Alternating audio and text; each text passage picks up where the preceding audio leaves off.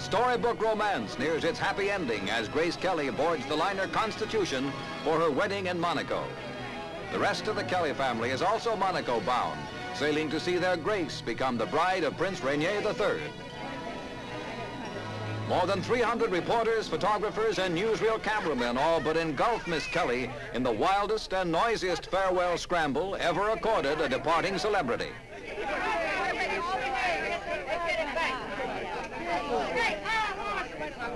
Face the cameras, Miss Kelly, please. Another hard for me to do.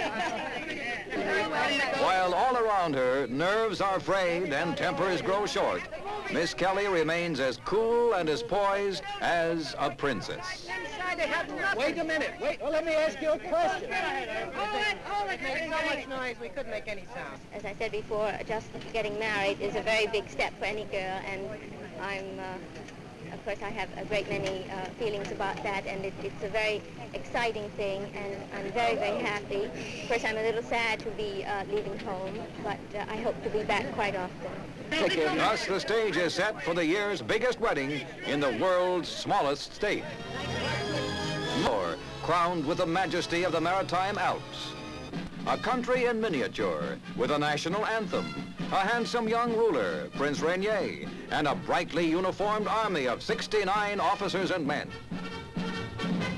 A fabled little land, far from the Philadelphia home of Grace Kelly, destined one day to be Princess of Monaco. In 1949, making her first motion picture appearance as a Warner Pathe News fashion model, Grace Kelly could little dream of becoming the most titled woman in Europe.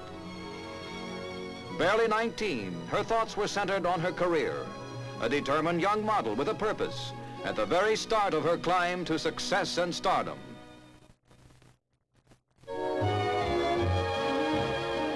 Stars are not made by movie magic, and so Grace worked long and studied hard, learning, remembering, improving.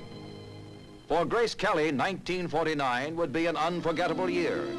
Prince Ranier would remember it too, for it marked his succession to Europe's oldest throne. Planing to Paris for a fashion story, Grace would be within easy distance of Monaco. But the pretty commoner was not yet to meet her Prince Charming.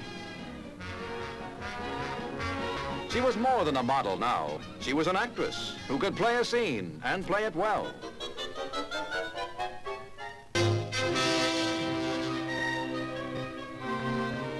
Like every girl, she wondered when her make-believe ring would become real, a diamond that would fit nowhere but on the third finger of her left hand. And perhaps Bermuda would be her own honeymoon isle. Hollywood still lay ahead, but Grace, poised and self-assured, was almost ready. She had learned to capture her audience with a warmth that melted her cool and delicately chiseled beauty. Serving as a judge at the Miss America pageant in 1954, Grace was Hollywood's brightest new star. Seemingly overnight, she became the film favorite of America's 50 million moviegoers. And in March 1955, Grace Kelly received Hollywood's highest honor, the coveted Oscar, for her sensitive performance in The Country Girl.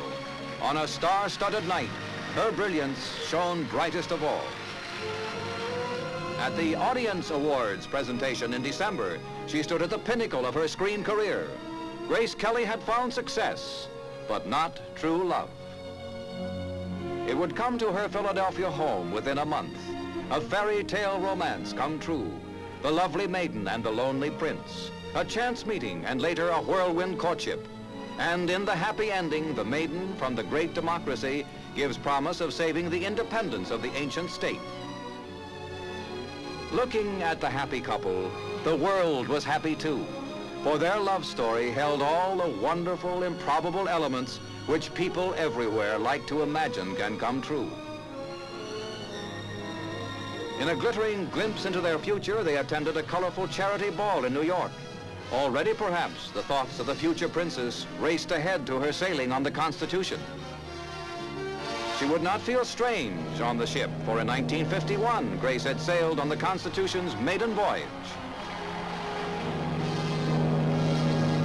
How different that was for a model just turned 21, whose dreams were then only dreams.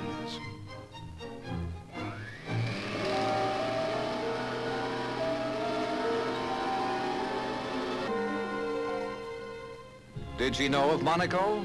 Probably. Had she heard of Ranier? Possibly.